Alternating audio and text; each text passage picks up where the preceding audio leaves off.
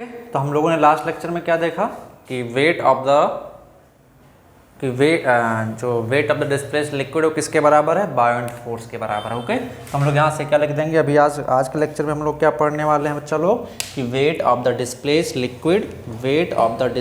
Liquid is equal to the buoyant force. Okay, तो हम लोग क्या पढ़ने वाले हैं, यहाँ से हम लोग ने क्या देखा था कि बायोंट फोर्स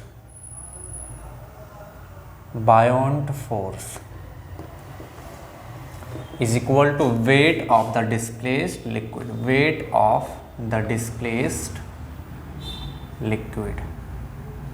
displaced liquid है ना। तो बायोंट फोर्स Fb को मैं क्या लिख दूंगा, wait of the displaced liquid, wait of the displaced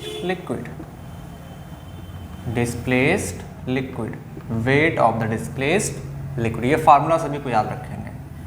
wait of the, अब सपोज वेट को हम लोग क्या ले सकते हैं, मास इंटू ग्रेविटेशनल एक्सीलरेशन। तो मैं वेट बायोंट फोर्स Fb को क्या ले सकता हूँ, बोलो, mass of the displaced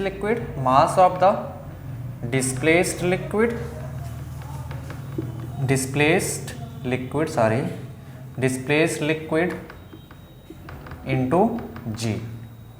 okay, तो ये हमारा क्या आ जाएगा, ये Fb is equal to buoyant force equal to mg, जहाँ पे m क्या है बच्चा, mass of the displaced liquid,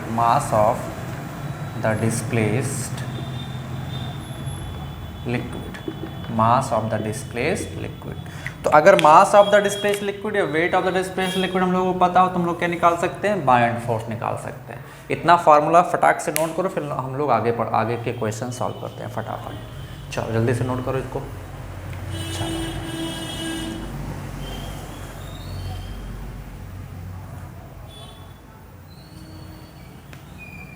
question लिखो एक,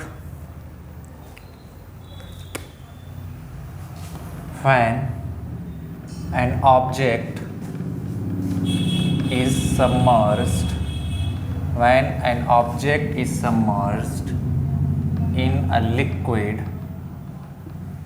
it displaces 10 kilogram of liquid, then buoyant force acting on it, option A 10 Newton, option B 20 Newton, option C 100 Newton, option D none of these। चलो जल्दी से बता दो कौन सा option correct है फटाफट। ओके, तो कौन सा ऑप्शन करेक्ट होगा, 100 न्यूटन। हमने क्या देखा कि बायोंट फोर्स क्या होता है, mg, जहाँ पे m क्या है, मास ऑफ द डिस्प्लेस्ड लिक्विड। ध्यान रखेंगे बॉडी का मास नहीं, मास of the displaced liquid, body का मास रख दोगे तो गलत हो जाएगा, डिस्प्लेस्ड लिक्विड है ना। तो बायोंट फोर्स Fb कितना आ जाएगा, mass of the displaced liquid कितना दियोगे, in liquid it displaces 10 kg of liquid. तो मास ऑफ डिस्प्लेस्ड लिक्विड कितना, 10, जी का वैल्यू 10 ले लेते हैं तो कितना आ जाएगा, 100 न्यूटन। तो कौन सा ऑप्शन करेक्ट हो जाएगा, ऑप्शन सी करेक्ट हो जाएगा। कौन सा ऑप्शन करेक्ट हो जाएगा, ऑप्शन सी करेक्ट हो जाएगा। फटाक से नोट करो। चलो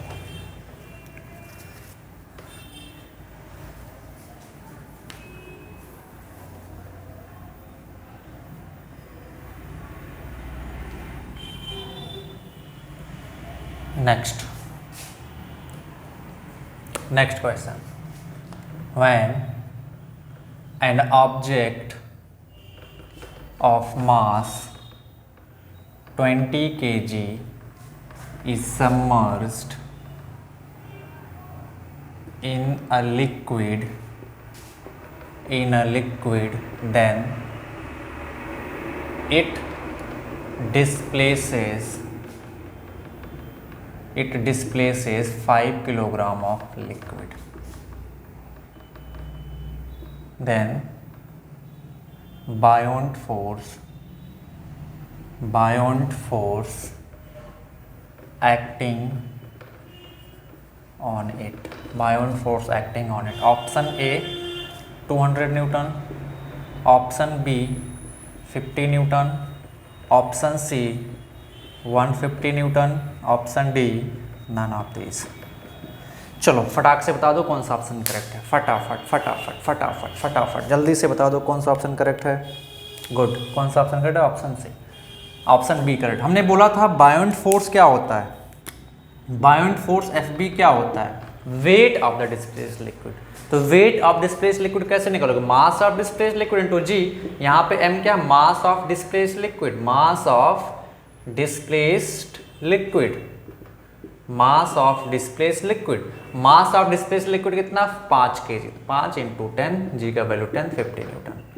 ये 20 kg से मतलब नहीं है, वो तो ऑब्जेक्ट का मास है, ऑब्जेक्ट का वेट थोड़ा निकाल रहे हैं हम लोग किसका वेट निकाल रहे हैं? डिस्प्लेस्ड लिक्विड का, जो कि बायोंट फोर्स के बराबर होता है। फटाफट नोट करो,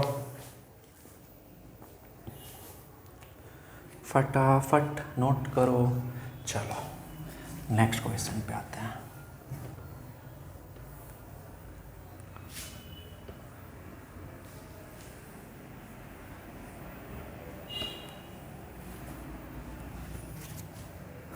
नेक्स्ट,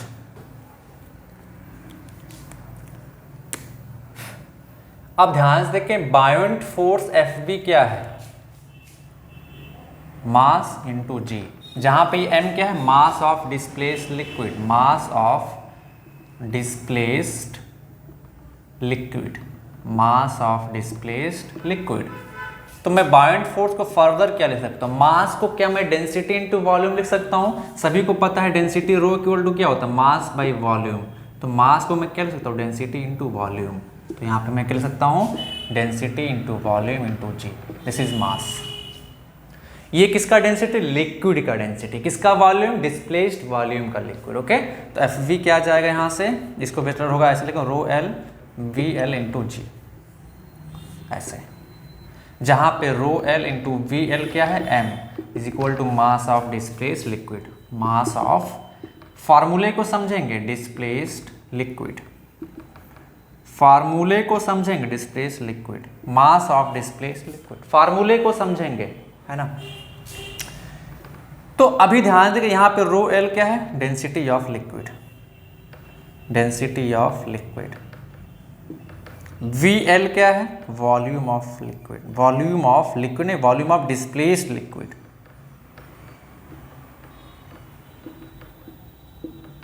स्मॉल जी क्या है? ग्रेविटेशनल एक्सीलरेशन, है ना। वी एल क्या है? Volume of displaced liquid. तो बायोंट फार्मूला का भी फार्मूला है, F B is equal rho L V L into g, rho L into V L into g, वही चीज़ है, वेट ऑफ डिस्प्लेस्ड लिक्विड। ये मास हो गया, जी से मल्टीप्लाई करेंगे तो वेट मिल जाएगा। ये फार्मूला नोट करो फटाक से, हम लोग क्वेश्चन की तरफ आते हैं। नोट कर लिया? बहुत अच्छी बात है। चलो क्वेश्चन की तरफ आते हैं फिर।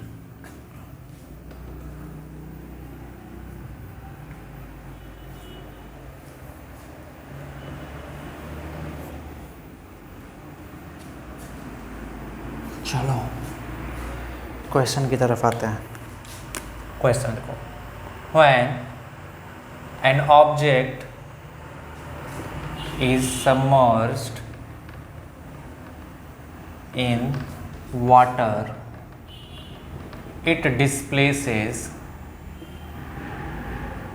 it displaces 10 to the power minus 3 meter cube water,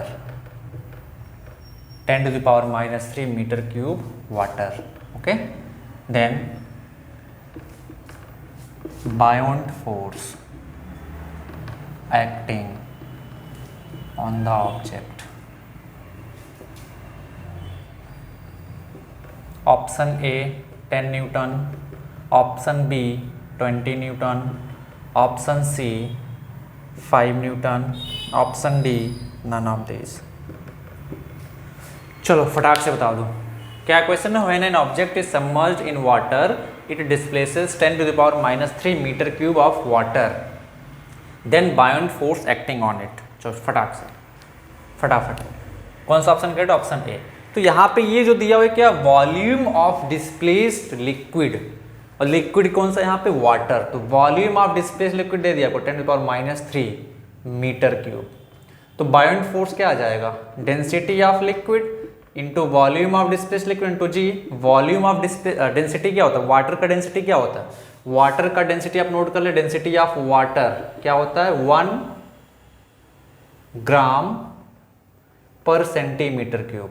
yes, ये एसआई यूनिट हो गया। सीजीएस में लिखेंगे तो क्या लिखेंगे 10⁻³ kg पर मीटर क्यूब, सभी को पता होगा। तो डेंसिटी ऑफ वाटर क्या है एसआई यूनिट में 10⁻³ kg पर मीटर क्यूब, 10⁻³। VL हम लोगों ने निकाला कितना 10⁻⁻3, जी का वैल्यू 10 लेना, ये इससे खत्म हो जाएगा, कितना आ जाएगा 10 न्यूटन।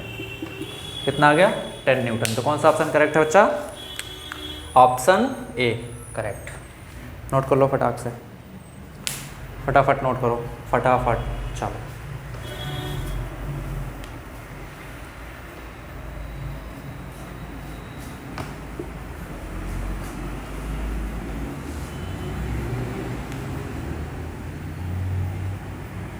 है ना,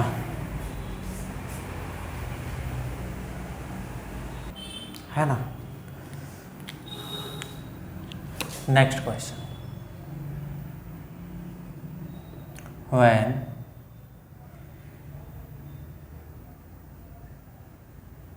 a sphere of volume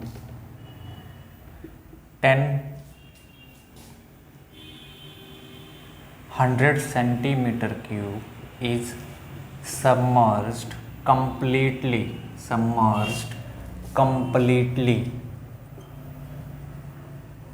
in water, then buoyant force acting on it will be, buoyant force acting on it will be option A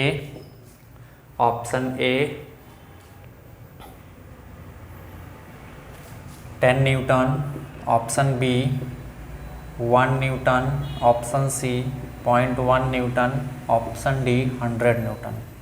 फटाक से, कोई स्फेयर है जिसका वॉल्यूम 100 सेंटीमीटर, इसको कंप्लीटली वाटर के अंदर सबमर्ज कर दिया गया, तो बायोंट फोर्स कितना होगा ये हम लोगों को बताना, फटाफट जल्दी से बता दो। चलो आओ देखते हैं। तो बायोंट फोर्स का हम लोगों को पता है क्या, F B is equal to क्या होता है rho L into V L into g. अब डेंसिटी ऑफ लिक्विड क्या है यहाँ पे वाटर का डेंसिटी कितना होगा 10⁻³ kg पर मीटर क्यूब। हमको ऐसा यूनिट में लेके चलना क्योंकि आंसर किस में दिया हुआ न्यूटन में दिया हुआ, 10⁻³ लिख दिया, इंटू वी एल नहीं पता, इंटू जी का वैल्यू भी पता है, तो क्या आ जाएगा यहाँ से 10⁻⁴ इंटू वी एल। तो किसी तरीके से ये वी एल क्या है, displaced volume of liquid, displaced volume of liquid. अगर ये पता चल जाए तो हम लोग बायोंट फोर्स निकाल लेंगे। तो वो चीज़ कैसे निकालेंगे, ध्यान से देखें। ये मान लेते हैं कंटेनर था, इसमें एक स्फेयर को कंप्लीटली सबमर्ज कर दिया गया, कंप्लीटली। तो ये कितना लिक्विड डिस्प्लेस करेगा, जितना इसका वॉल्यूम होगा। ऑब्वियस सी बात है ना भाई, कंप्लीटली सबमर्ज कर दिया गया है तो कितना लिक्विड डिस्प्लेस करेगा, अपने वॉल्यूम के बराबर। या आप कैसे भी याद रख सकते हो कि ये VL क्या है, VL क्या है, volume of the solid submerge, या submerge volume of the solid. क्योंकि जितना वॉल्यूम सॉलिड का सबमर्ज होगा उतना ही वॉल्यूम लिक्विड का डिस्प्लेस होगा। तो आप ऐसे याद रख सकते हो, है ना। नोट कर लो कि वॉल्यूम ऑफ, नोट करो वॉल्यूम ऑफ डिस्प्लेस्ड लिक्विड, मैं लिखा ही देता हूँ, वॉल्यूम ऑफ, नोट कर लो यहाँ से, volume of displaced liquid, volume of displaced liquid will be equal to volume of submerged solid, है ना। तो यहाँ पे पूरा सबमर्ज है ना, पूरा वॉल्यूम सबमर्ज है, तो VL का वैल्यू कितना आ जाएगा यहाँ से। अब यहाँ से मैं VL का वैल्यू बोलूँ कितना आ जाएगा, बोलो पूरा ही सबमर्ज। इस पॉइंट को आप नोट कर लेंगे, अच्छे से याद रखेंगे। तो क्या होता है, volume of displaced liquid equal to volume of submerge solid. तो ये जो स्फेयर कंप्लीटली सबमर्ज है, मतलब 100 सेंटीमीटर क्यूब वॉल्यूम, इसका पूरा का पूरा वॉल्यूम सबमर्ज है। तो VL कितना आ जाएगा 100 सेंटीमीटर क्यूब। इसको मीटर क्यूब में कन्वर्ट कर लो तो 10⁻⁻6 से मल्टीप्लाई कर देंगे तो कितना आ जाएगा यहाँ से 10⁻⁻4 मीटर क्यूब। यहाँ पे क्या लिखेंगे 10⁻4 इंटू 10⁻⁻4, तो यहाँ से कितना आ जाएगा 1 न्यूटन। कितना आ जाएगा बच्चा 1 न्यूटन। तो कौन सा ऑप्शन करेक्ट है, ऑप्शन बी इज करेक्ट। अरे गधों, कल कैलकुलेशन में कर लिया 10⁻0 आएगा ना, 10⁻0 का वैल्यू क्या होता है 1 होता है ना। तो ये हो गया बायोंट फोर्स के बारे में। ओके चलो।